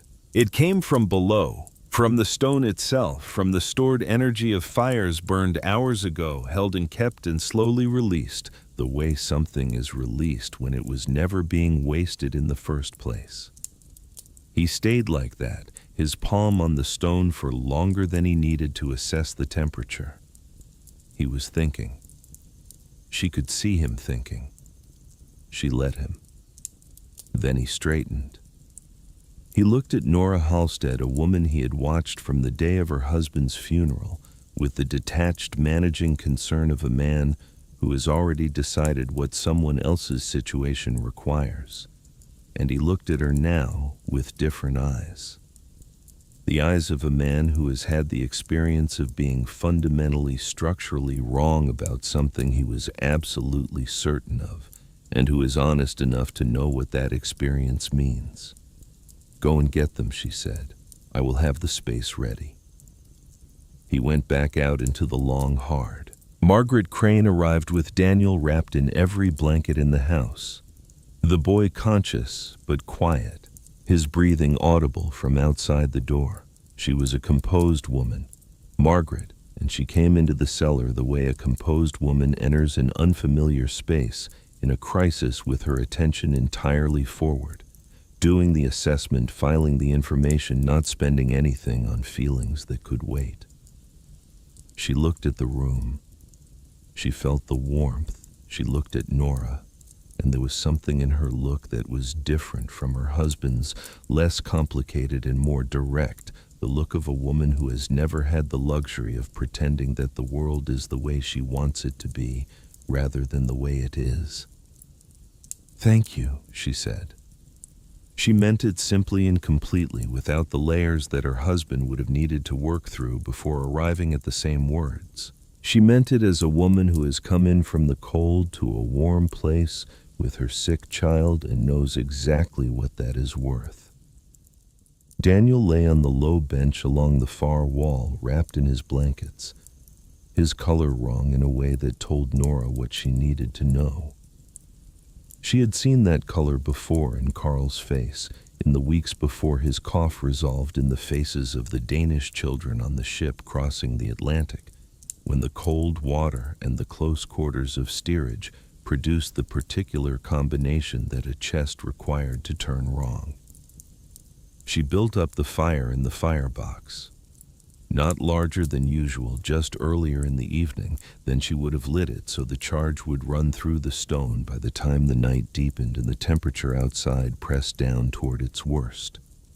She warmed water at the small iron trivet she kept over the vent channel where the warmth rose most consistently from below. She made a decoction from the dried wild thyme she had collected in September, something her mother had made in Denmark. Not medicine exactly, but the kind of thing that a warm room and willing hands can do for a struggling chest. Daniel drank it without being asked to.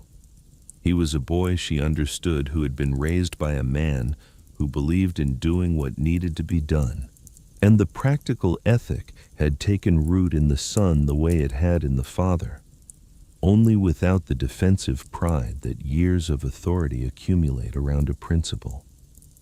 They stayed 11 days. The rhythm of the cellar absorbed them the way a harbor absorbs vessels that have been at sea. Stellan and Daniel became within 24 hours the quiet, intent companions of children who have been given a real task by real circumstances. They managed the wood tracking Nora's system, understanding that the size and timing of the fire were not arbitrary, but were part of a calculation that the stone required. Daniel was strong enough to help with this by the 3rd day. By the 5th day, his cough had begun to lose its weight. Margaret and Nora occupied the small domestic space of the cellar with the pragmatic cooperation of 2 women who have individually arrived at the same conclusion about what needs to be done and have no time for anything else. Margaret was capable and unsentimental, and she brought to the management of the communal space the same directness she brought to everything which Nora found deeply restful after weeks of managing alone. Roland Crane was quieter than Nora had ever heard a man be.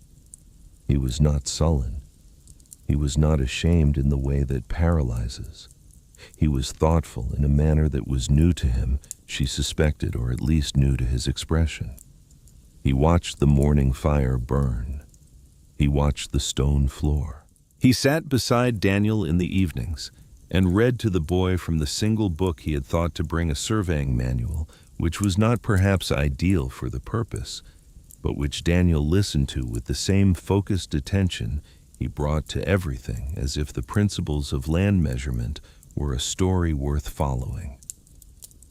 On the 4th evening, when the children were asleep and Margaret had retired to the lower cot, Crane sat on the bench beside the cold firebox and looked at the floor for a long time. "I had plans for your land," he said. He said it the way a person says something that they have been not saying for long enough that the effort of not saying it has become its own kind of weight. Not confessional exactly. Not asking for absolution, just the straightforward placement of a true thing in the open air where it could be looked at. Nora was reading. She did not look up immediately. "I know," she said. He was quiet. "The creek access," he said, "the eastern boundary." I told myself it was a practical concern. Water rights in this valley are the limiting factor on every major operation. I had reasons. You had reasons, she agreed. She turned a page. Reasons are not the same as being right. He absorbed this. The lamp between them threw a circle of light onto the warm floor. Outside, the long hard continued its work on the world above them. But the sound of it was distant here, muffled by earth and stone reduced to a low and theoretical presence. "The board petition," he said. She looked up at him then. She looked at him the way she had looked at the sealed cellar door in the August dark, directly and without flinching. Not with anger. Because anger was an expense she could not afford and had never been able to afford, but with the specific honesty of a person who has been alone with a true thing for long enough that they no longer need to dress it up. "You believed you were right," she said. "That is not the same as being right, but it is not the same as being malicious either. The board petition will lapse. The follow-up inspection in January will find what the November inspection found. The matter will close." He looked at her. Something in his expression shifted a realignment of elements that had been in the wrong configuration for a long time. "I will speak to the board myself," he said. "I will tell them what I have seen. I will tell them that the conditions in this property are not only adequate, but that they represent the most effective cold weather shelter in this valley." Nora looked at him for a moment longer and then looked back at her book. "That would be appreciated," she said. On the 7th day, Daniel's cough was gone. Not the tail end of a cough, not the residual rattle that lingers after a chest infection like a guest who has been asked to leave but is taking their time about it. Gone. He breathed with the clear, deep ease of a boy whose chest had decided the argument was over and had moved on. His color was right. He ate Margaret's biscuits, which she made on the small iron surface above the warmth channel, with the focused commitment of a child who has been sick and is now simply hungry, which is one of the better sounds a parent can hear. Margaret pressed her hand against the warm stone floor on the morning of the 8th day and looked at Nora across the small space. "My husband will need to understand this," she said. "Not just accept it, understand it. He has made a beginning," Nora said. "A beginning is right," Margaret said. "There is a great deal of building left to do." The storm broke on the 14th day of January. It did not end dramatically. It simply stopped the way a held breath is released, with a gradual lessening of pressure that became over the course of a day the absence of what had been. The wind dropped first, and then the sky changed color, moving from the iron purple gray of the long hard to a pale, almost transparent blue that had the quality of new glass, cold and clear and without depth.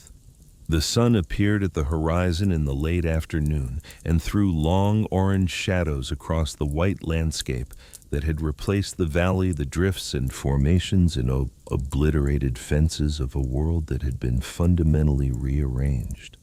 The silence that followed the storm's end was unlike any silence Nora had heard.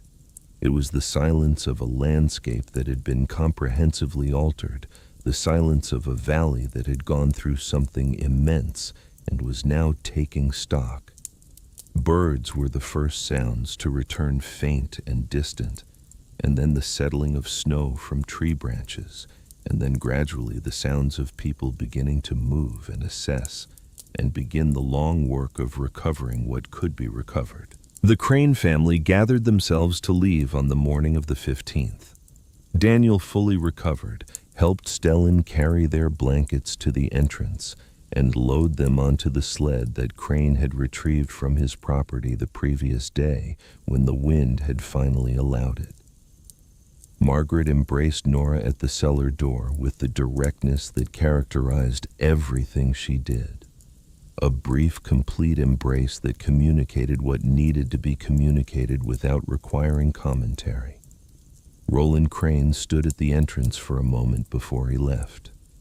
He looked back at the interior of the cellar, at the flagstone floor, at the neat firebox, at the small stone chimney visible through the entrance where it poked its 3 feet above the earth.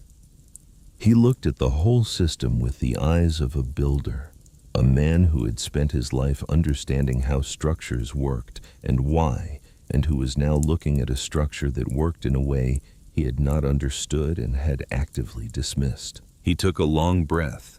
He looked at Nora. "Burn it differently," she said, the same thing she had told him in another version of this conversation in her imagination, what felt like a very long time ago. "Choke the draft. Heat the mass, not the air. Make the heat linger." He nodded once, the nod of a man who is writing something down in a place where it will not be lost.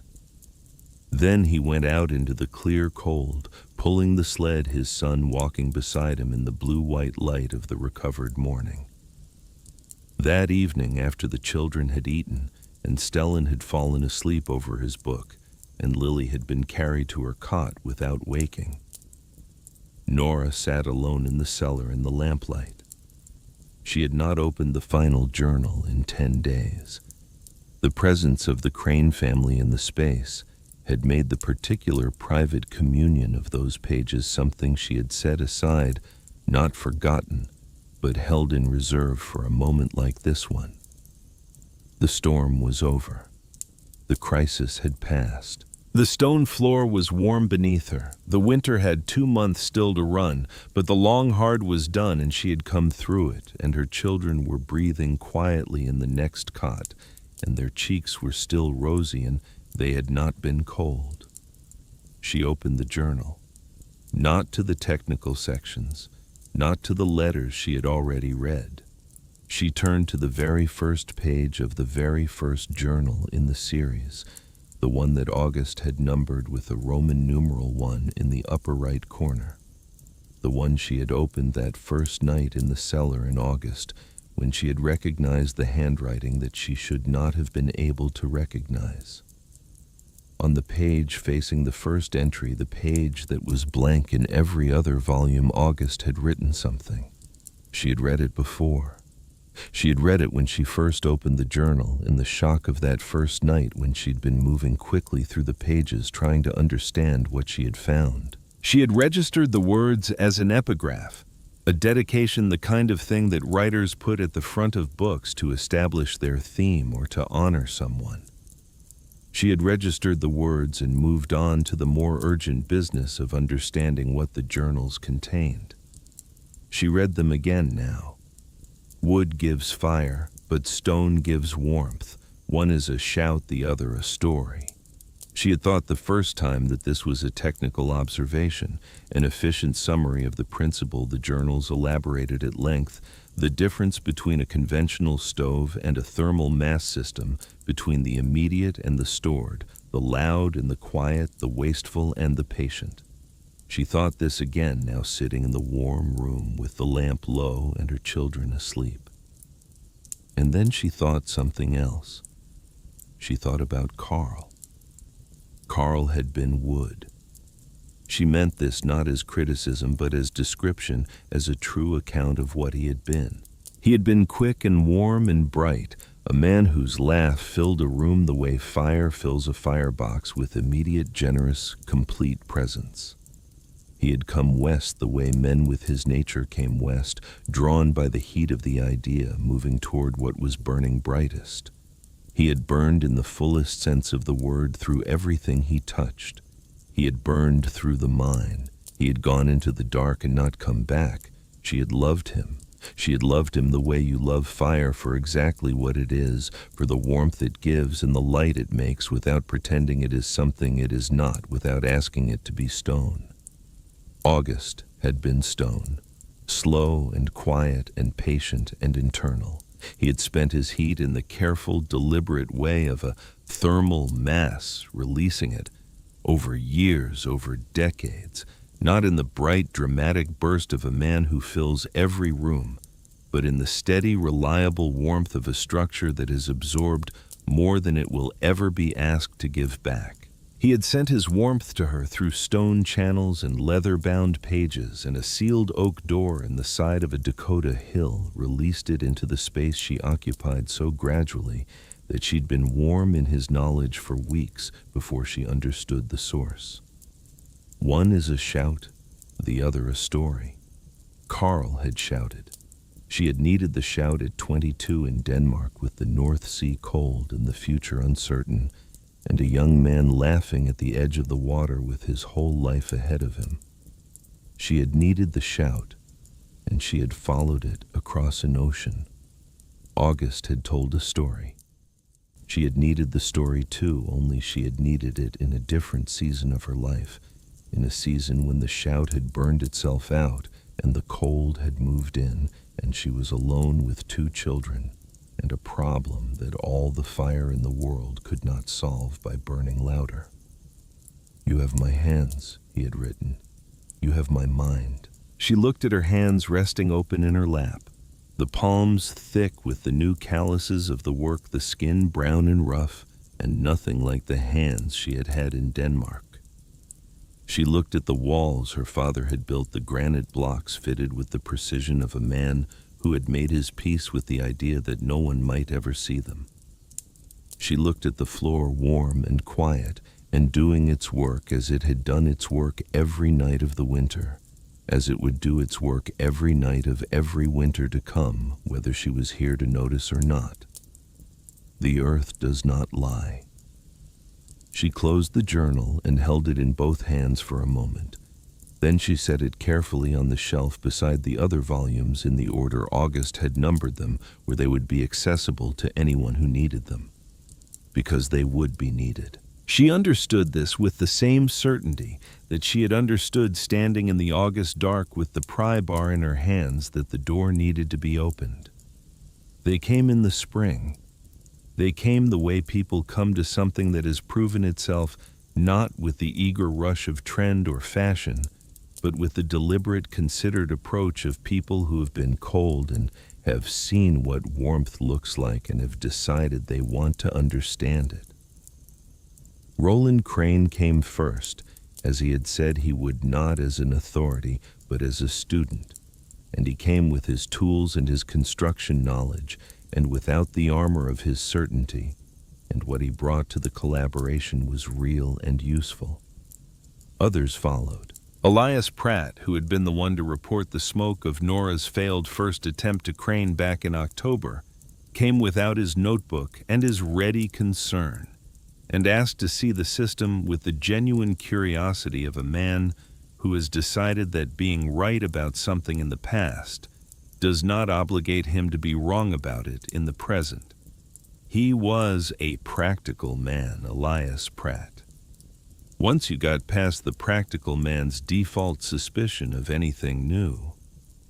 The county clerk who had attended the November inspection came not in an official capacity but as a private person with a house that had not been warm enough in January, and a family who had spent the long hard in the particular misery of people who know there should be a better answer but do not know what it is.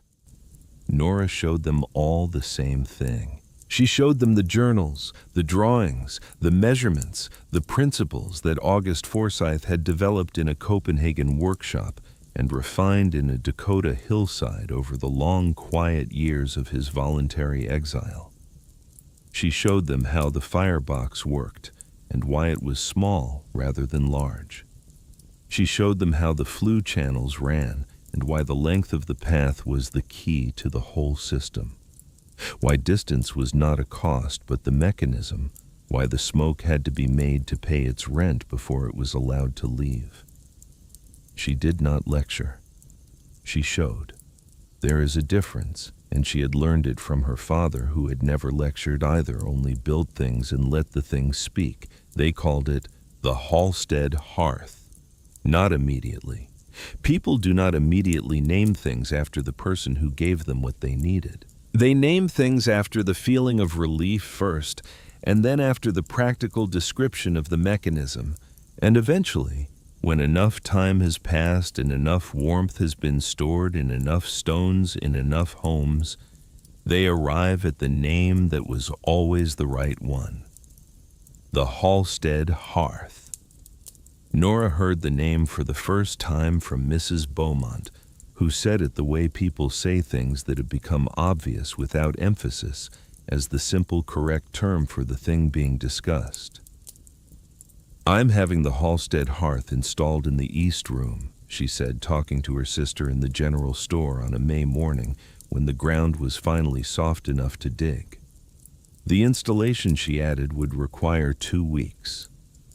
Nora was at the counter buying salt. She did not turn around. She took her change from the proprietor and put it in her pocket and went home. She stood at the entrance to the cellar in the warm May afternoon and looked at the slope of the hill and the small stone chimney that poked its 3 feet above the earth, and thought about what it would mean for her father to know that his name was on this.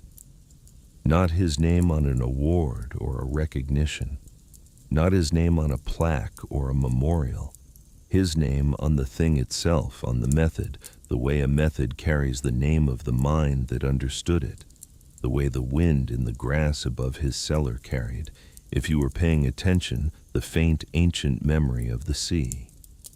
She thought he would have found this more than sufficient.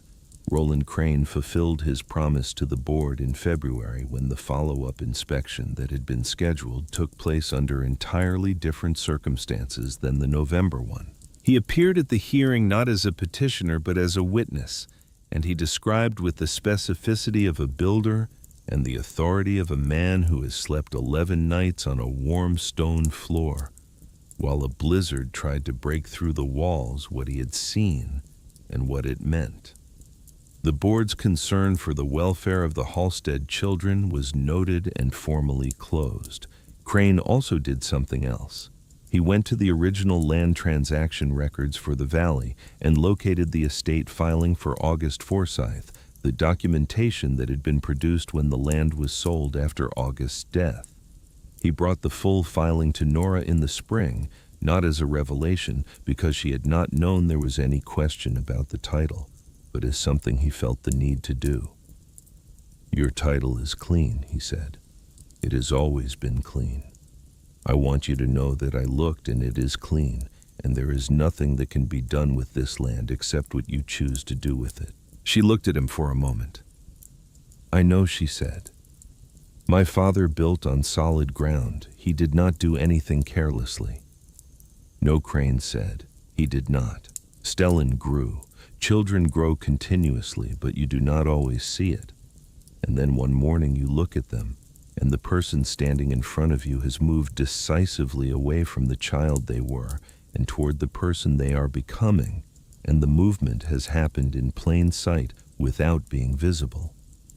Stellan grew into a young man who moved through the world as if it were a system of problems that were waiting to be correctly understood, which was Nora recognized a specific inheritance. He was not impatient with problems.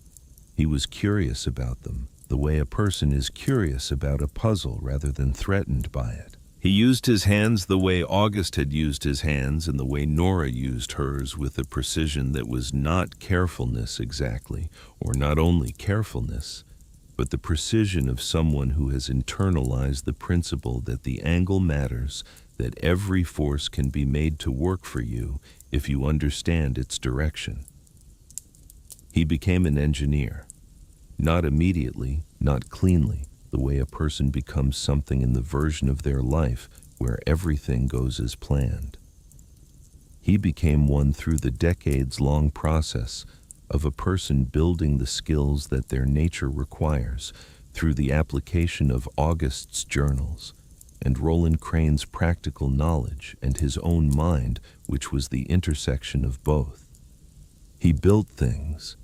A schoolhouse first in the valley with walls designed around a core of masonry and a floor laid over shallow thermal channels, a building that was warm in winter with a fraction of the firewood that its predecessor had required. Then other buildings in other places, as his reputation traveled with the method, and the method became, in the language of the territory, a way of solving a problem that had seemed before Nora Halstead opened a sealed door in a Dakota hillside to be simply the condition of life in a cold place. The first day the schoolhouse was occupied, Stellan stood at the back of the single main room and watched the children at their desks and felt the warmth rising from the floor and thought about his grandfather, whom he had never met and knew only through leather-bound journals and a carved name on a granite wall. He had ordered a stone lintel cut for the main entrance of the schoolhouse. He had written the text himself in the two languages of his family, the Danish and the English, side by side. In Danish it read, "Træ giver ild men sten giver varme." In English, beneath it, "Wood gives fire, but stone gives warmth." He had not explained the inscription to the school board when they approved it. He had simply said it was a family saying, which was true, and that it described the construction philosophy of the building, which was also true, and they had approved it without question, because it was the kind of statement that sounds like it means something general and true, even to people who do not know the specific truth it is made of. On the day it was installed, Nora came to see it. She stood in the late summer light at the entrance of the schoolhouse and read the words in both languages, her eyes moving from the Danish to the English and back. And she stood there for a long time without speaking. She had spent her life in the company of these words. They had been on the first page of the first journal she had opened in a sealed cellar on an August evening when the summer was lying about its intentions and the cold was sleeping beneath the earth waiting. They'd been on the last page she had read on the night after the long hard ended, when she sat alone in the warm cellar and understood finally what her father had meant when he wrote them. He had not written them as a technical observation. He had not written them as a dedication or an epigraph or a philosophical position. He had written them as a promise. I will not shout at you, the words said in the language of a man who built things rather than declared them. I will not come to you with fire and noise and the bright consuming urgency of a love that burns fast. I am stone. I am slow and quiet, and I hold heat in the dark for a long time, and I give it back steadily in the coldest hours when the other sources have gone out and the need is most complete. I am your father. This is how I love you. This is the story I am telling. Nora stood at the entrance of her son's schoolhouse in the late summer light and read the words once more, and then turned and looked across the valley, across the long grass and the creek and the fence lines toward the slope of the hill where the small stone chimney still poked its 3 feet above the earth, patient and quiet and still. She had opened a door that no one had opened in the dark of an August evening with a pry bar and a borrowed principle from a father who had spent his life making small forces work against large resistances. She had found what was inside. She had come back someone else.